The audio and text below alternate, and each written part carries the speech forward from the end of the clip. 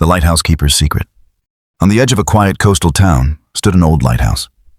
The townspeople said it had been abandoned for decades, yet every stormy night, a single beam of light still cut through the dark waves.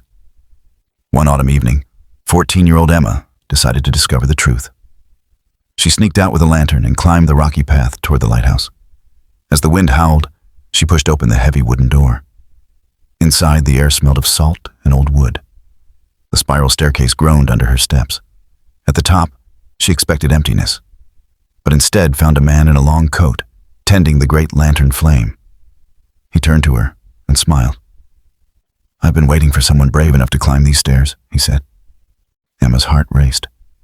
"Who are you?" "I am the last keeper of this light," he whispered. "But my time is nearly gone. The sea claimed me long ago." And in that moment, Emma realized the man was not alive. He was a ghost, bound to the lighthouse until someone could take his place. He placed a small brass key in her hand. "Keep the light burning. The ships must find their way home." When Emma blinked, the man was gone. Yet the lantern still glowed, steady and strong. And from that night on, whenever storms rolled in, the people of the town knew the light was safe, because Emma had accepted her new duty. The lighthouse would never be dark again. The Lighthouse Keeper's Secret. Part 2. Days passed after Emma's strange encounter, but the memory of the ghostly keeper never left her.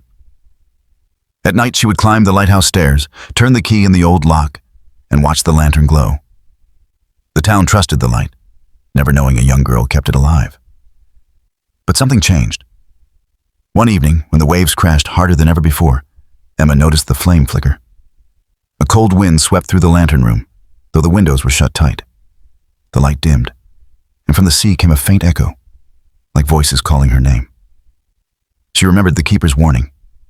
The ships must find their way home. But what if the voices came from the sea itself? From those who never made it home? Emma leaned out the window and saw shadows moving in the water, figures walking on the waves as if the ocean floor were beneath their feet. They were sailors, hundreds of them, with pale faces and empty eyes, all gazing at the lighthouse. The brass key in her pocket grew hot. She clutched it, and suddenly the ghostly keeper appeared beside her once more. "You have kept the light burning," he said, "but now you must face the truth. This light does more than guide ships. It holds back the sea's dead." Emma's breath caught. "If the flame dies..." "The dead will rise," the keeper finished grimly. Lightning split the sky, and the lantern flame shrank to the size of a candle. Emma realized that the key was not just a tool. It was a choice. She could turn it and give the lantern greater power. But at a cost she did not yet understand. And as the thunder roared, Emma placed the key into the lock again, her hands trembling, knowing the fate of the town, and perhaps the world, rested on her decision.